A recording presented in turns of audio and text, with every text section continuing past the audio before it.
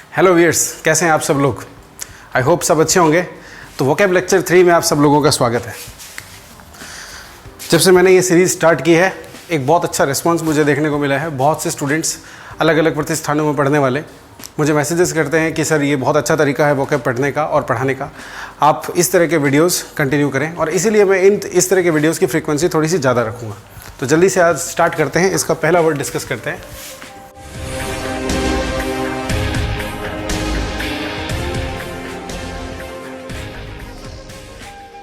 जो वर्ड है वो है प्रेस्टिजियस।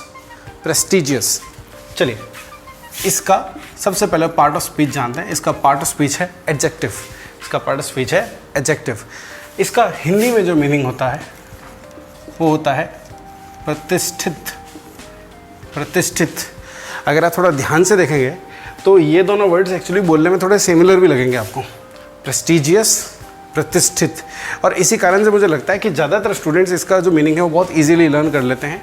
आपने आज सुना है, मेरे हिसाब से आपको ये कल याद रहेगा, कल एक बार और सोचोगे तो ये 4 दिन और याद रहेगा। बात करते हैं इसके सिनोनिम्स की। सबसे पहले इसका जो सिनोनिम है वो है रेप्यूटेबल। रेप्यूटेबल वर्ड के साथ में एक और वर्ड यूज़ किया जाता है, रेप्यूटेड। दोनों का मीनिंग सिमिलर होता है, आप दोनों को यूज़ कर सकते हैं। यहाँ पे एक वर्ड और यूज़ किया जाता है जो सिनोनिम के रूप में, वो है आपका डिस्टिंग्विश्ड। तो ये कुछ वर्ड्स हैं जो मैंने आपको बताया, ये सिनोनिम्स होते हैं। सिमिलर मीनिंग्स कह सकते हैं आप और सिनोनिम्स भी कह सकते हैं, दोनों चीज़ें। आपके एग्जाम्स के अंदर कई बार ऐसे कुछ क्वेश्चंस आते हैं कि भाई आप ये जो वर्ड है इसका एक सिमिलर मीनिंग वाला वर्ड बताएं। एक तो एक आता है, ये आता है। दूसरा आता है कि डायरेक्ट इसका एक सिनोनिम बताएं। तो ये तीनों वर्ड्स आप याद रखें, ये आते हैं। और ये दोनों वर्ड्स जो हैं आपके बैंक एग्जाम्स में आ चुके हैं, एक ये वाला रेप्यूटेबल और एक डिस्टिंग्विश्ड। किसके लिए? प्रेस्टिजियस के लिए। ये दोनों सही होते हैं, ध्यान रखना। ओके, एंटोनिम्स की बात करते हैं। तो जैसे ये देखो, ये एक वर्ड दिख रहा होगा आपको रेप्यूटेबल, और एक वर्ड दिख रहा होगा आपको ये रेप्यूटेड। इनके आगे डिस अगर आप लगा दोगे तो इसका एंटोनिम तैयार हो जाएगा। और ये भी आपके बैंक एग्जाम में एक बार आ चुका है, तो वही मैंने यहाँ पे आपके सामने रख दिया। इसका यूज़ करते हैं।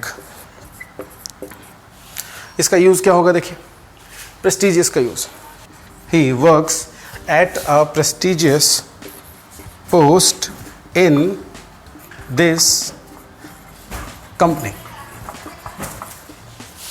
As simple as that. तो ये था पहला वर्ड।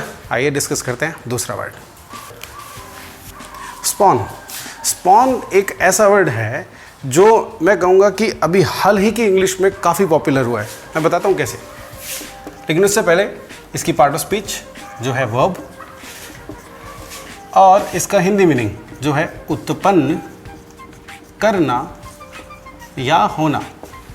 उत्पन्न करना या उत्पन्न होना। अगर कोई चीज़ किसी जगह पर उत्पन्न होती है या ओरिजिनेट होती है, स्टार्ट होती है, ठीक है, या उसे उत्पन्न किया जाता है, इन दोनों ही मीनिंग्स के लिए आप स्पॉन वर्ड को यूज़ करते हैं।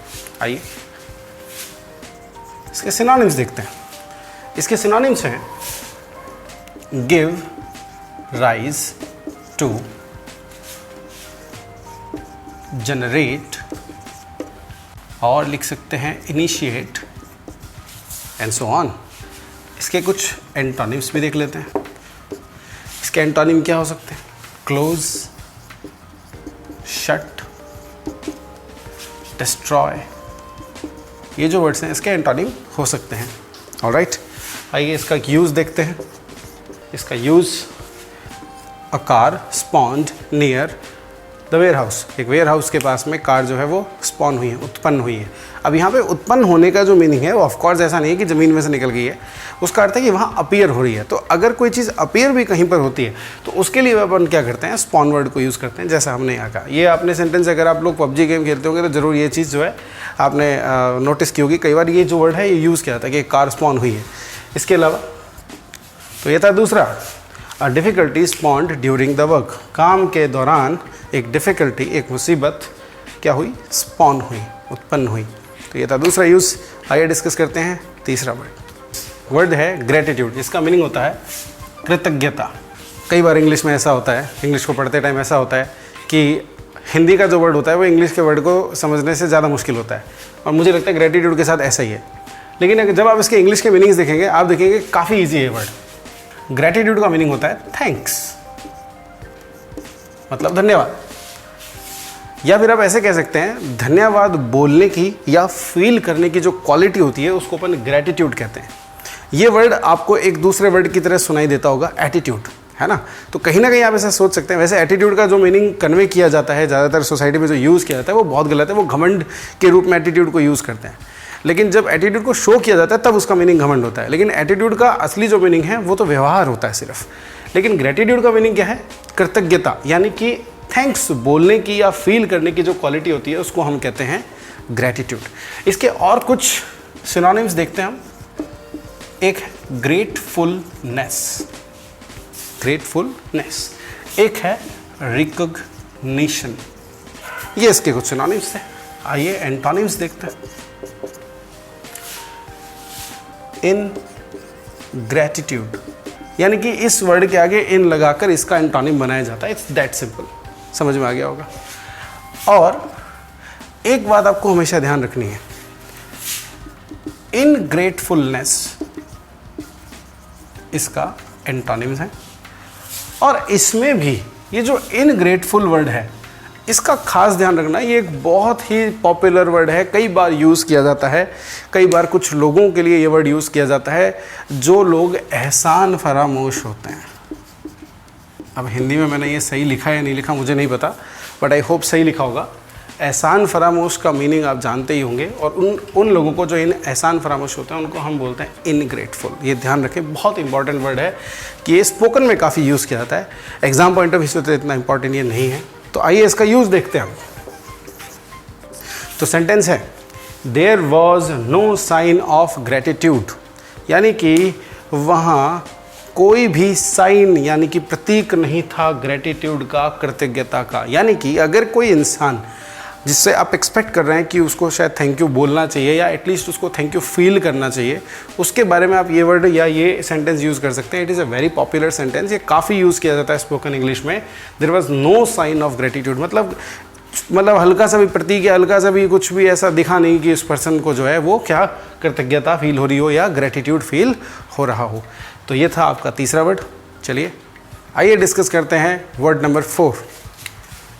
तो फोर्थ वर्ड जो हम डिस्कस करेंगे वो है डिसेंशन। डिसेंशन का मीनिंग होता है कलह। कलह आप जानते होंगे हिंदी के अंदर लड़ाई झगड़ा वगैरह जो होता है उसको हम कहते हैं डिसेंशन। इसका जो पार्ट ऑफ स्पीच है वो है नाउन, याद रखें। चलिए इससे आगे बढ़ते हैं, इसका सिनोनिम देखते हैं। सिनोनिम है इसका डिसएग्रीमेंट। इंग्लिश में कई बार हम जो है कुछ चीज़ों को लेकर कंफ्यूज हो जाते हैं। जैसे मैं अगर इसका एक सिनोनिम लिखूँ कॉन्फ्लिक्ट, तो कॉन्फ्लिक्ट का मीनिंग ज़्यादातर स्टूडेंट्स ने याद कर रखा होता है लड़ाई, और लड़ाई को अपन हिंदी में बोलते हैं फाइट। देखिए एक बात को समझिए, fight is something little different, मतलब अपन कह सकते हैं कि कंप्लीटली डिफरेंट तो नहीं है लेकिन थोड़ा बहुत डिफरेंट तो होता है। तो फाइट इज समथिंग डिफरेंट। लेकिन डिसएग्रीमेंट का अर्थ होता है मतभेद होना। तो ये जो मतभेद होने की बात होती है ना, उस जगह पे आप याद रखें, आपको जो वर्ड यूज़ करना होता है वो यूज़ करना होता है डिसेंशन या फिर डिसएग्रीमेंट या फिर कॉन्फ्लिक्ट। एंटोनिम्स देखते आइए। इसके एंटोनिम्स क्या होंगे? Of course agreement. ओके, एक थोड़ा सा इसका डिस्टेंट सिनोनिम अपन कह देंगे, सॉरी एंटोनिम कह देंगे, वो हो जाएगा हार्मनी। कई बार हार्मनी वर्ड को यूज़ किया जाता है, ठीक है। And a very very popular word consent, very popular word. और ये कई बार एग्जाम में देखा गया है, कई बार एग्जाम में इसके क्वेश्चन पूछे गए हैं। तो आप याद रखें कॉन्सेंट भी एक बहुत इंपॉर्टेंट वर्ड है, इट्स वेरी इंपॉर्टेंट।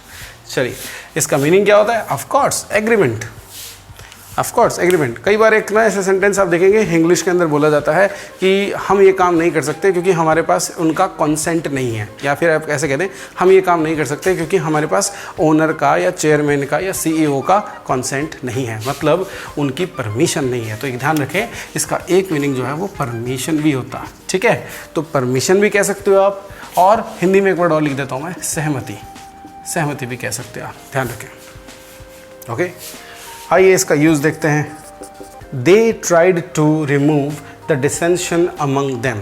उन्होंने उनके बीच डिसेंशन यानी जो कलह है उसको रिमूव करने की कोशिश की। ये सिंपल सा सेंटेंस है। तो अगर कुछ लोगों ने ट्राई किया कि उनके बीच का जो असहमति है उनके बीच में या मतभेद है उनके बीच में, उसको ट्राई किया उन्होंने उसको सुलझाने की, या फिर आप कह दें उसको हटाने की, रिमूव करने की, तो उसके लिए अपन ये सेंटेंस बोल सकते हैं। ऑलराइट, तो ये थे हमारे वोकेब लेक्चर 3 के superstar 4 words, very important and very easy words. मैंने ज़्यादा डिफिकल्ट वर्ड्स नहीं लिए हैं, मॉडरेट लेवल के वर्ड्स मैं इनको कह सकता हूँ। इस तरह के वर्ड्स काफ़ी ज़्यादा एग्जाम के अंदर अपीयर होते हैं, खासकर बैंक और एसएससी के एग्जाम्स के अंदर। तो इन वर्ड्स को अच्छे से याद करें, इनके सिनोनिम्स को याद करें, इनके एंटोनिम्स को याद करें, और इनमें जो भी बहुत ही इंपॉर्टेंट वर्ड्स हों उनको तो अच्छे से घोट लें, और इसमें तो सेंटेंसेस बना के देखें जितने आप बना सकते हैं, ठीक है ना। कॉन्सेंट पे एक सेंटेंस मैं आपके लिए और बना देता हूँ जल्दी से। आई do not have his consent, यानी कि मेरे पास उनकी सहमति नहीं है या उस पर्सन की सहमति नहीं है, यानी कि आप अपने आप को बता रहे हैं, अनेबल बता रहे हैं कि आप ये काम नहीं कर सकते हैं। तो वोकैब लेक्चर 3 के अंदर हमने 4 वर्ड्स डिस्कस किए। मैंने ट्राई किया कि मैं थोड़ा सा जल्दी से वर्ड्स आपके साथ में डिस्कस करूं। अगर वीडियो आपको पसंद आया तो प्लीज़ लाइक करें गाइज़, कमेंट करें और शेयर भी करें, और अगर आपको मेरा काम पसंद है तो सब्सक्राइब करें चैनल को, because that's needed. Thank you so much guys, bye bye.